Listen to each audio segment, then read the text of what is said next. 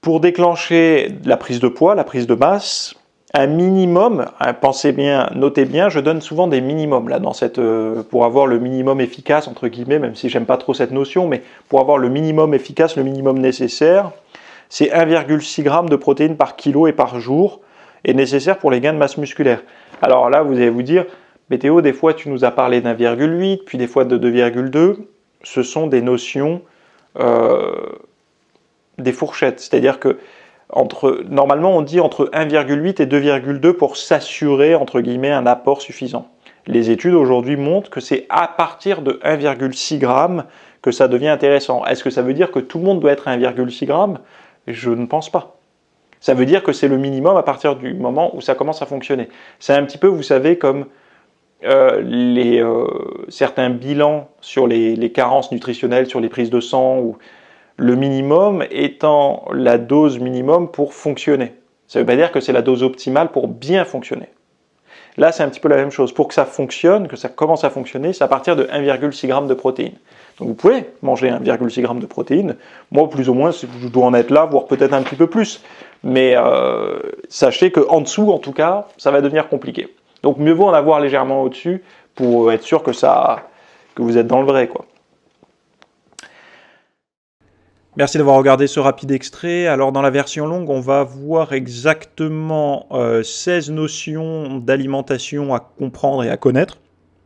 Donc en fait, c'est une feuille de route qui est donnée à des militaires ou à des athlètes de haut niveau qui doivent prendre de la masse musculaire sans graisse, en tout cas saine comme ils disent, donc en minimisant au maximum le taux de gras et en augmentant le plus la masse musculaire dans un temps court. Voilà. Donc on ne se perd pas dans des notions de prise de masse moderne made in YouTube. On parle vraiment de choses qui fonctionnent pour du personnel militaire, pour des athlètes, des gens qui sont rémunérés pour être en forme en fait. Hein. Donc il y a 16 réflexes alimentaires dans la nutrition que vous devriez avoir si vous avez besoin de prendre du poids. Là, il y a également dans la version longue les 7 notions d'entraînement pour prendre de la masse musculaire. Et la résistance à la prise de poids, on va avoir 2 cas de figure qui peuvent peut-être vous concerner quand vous êtes en résistance de prise de poids. Je sais que ce n'est pas un sujet qui est d'actualité dans le sens où on est plutôt proche de l'été quand sort le contenu, mais beaucoup de personnes, notamment, là j'avais les chiffres, durant les 6 derniers mois, il y a 23% des hommes qui ont cherché à prendre du poids et 6% des femmes qui ont également cherché à prendre du poids.